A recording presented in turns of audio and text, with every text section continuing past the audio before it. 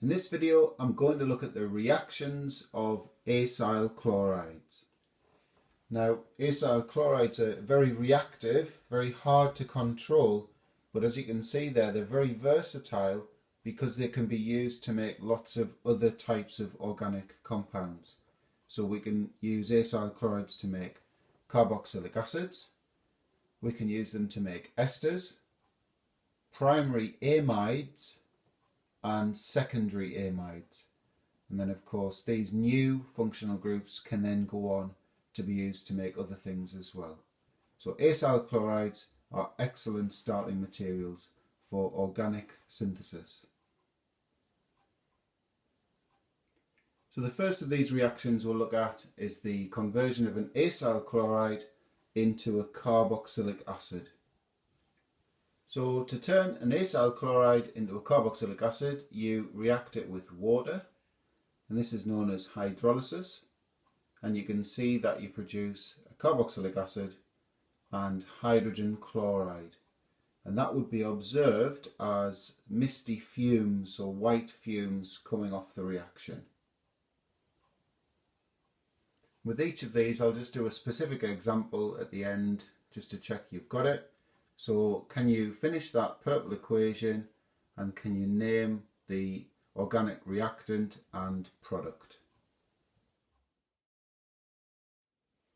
So there it is, and the acyl chloride was butanoyl chloride, and that means that the carboxylic acid formed is going to be butanoic acid. So we'll look at turning an acyl chloride into an ester now, and you can see from the general equation to do that you react your acyl chloride with an alcohol and you make an ester, and you also make hydrogen chloride again. Just going to make a quick comparison between the production of esters using acyl chlorides to the production of esters using the esterification reaction, which I've put on the board now. And if you remember, that's the reaction between a carboxylic acid and an alcohol.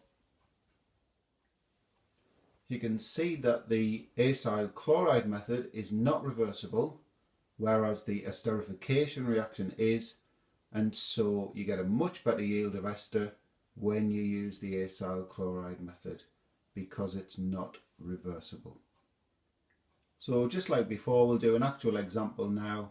So if you want to have a go at finishing off that equation and naming the organic product. So there it is there, and the ester is called methyl ethanoate. While we're on with acyl chlorides to esters, let's have a go at an aromatic version. So this time we've got ethanoyl chloride with phenol. So again, have a go at finishing off the equation and naming the ester. So there's the completed equation, and the name of this ester would be phenyl ethanoate. So the third conversion now is acyl chloride to a primary amide. So you can see there you take an acyl chloride and you react it with ammonia and you make a primary amide and HCl again.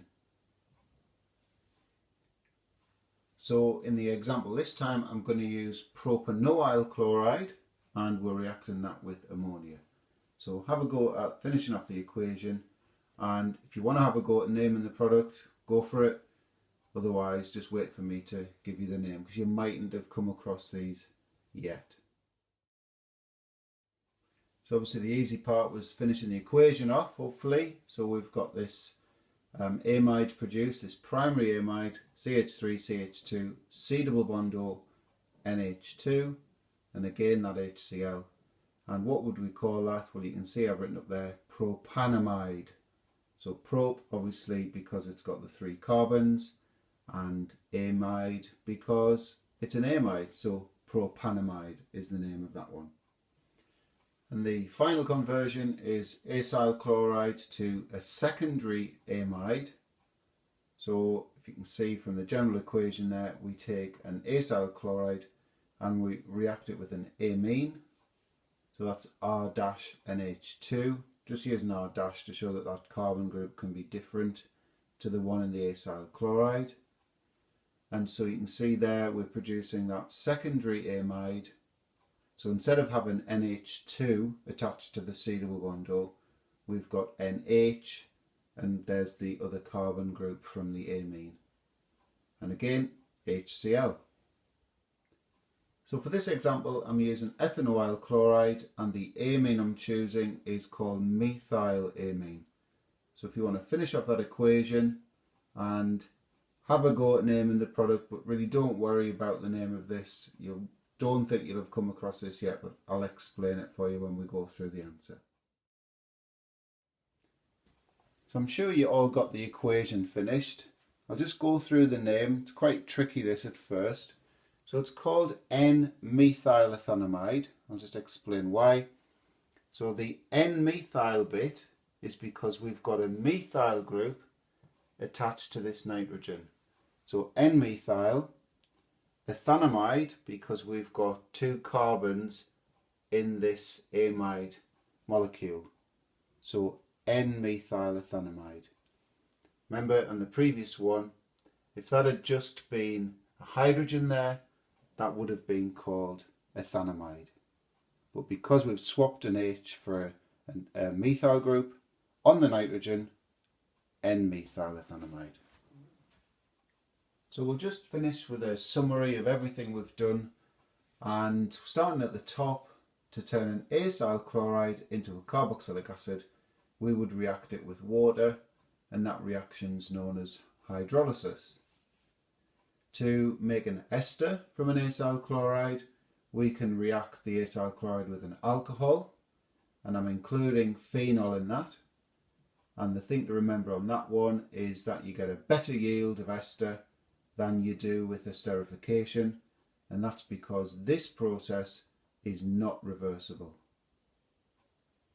To make a primary amide from an acyl chloride, you would react it with ammonia, and to make a secondary amide from an acyl chloride, you would react it with an amine.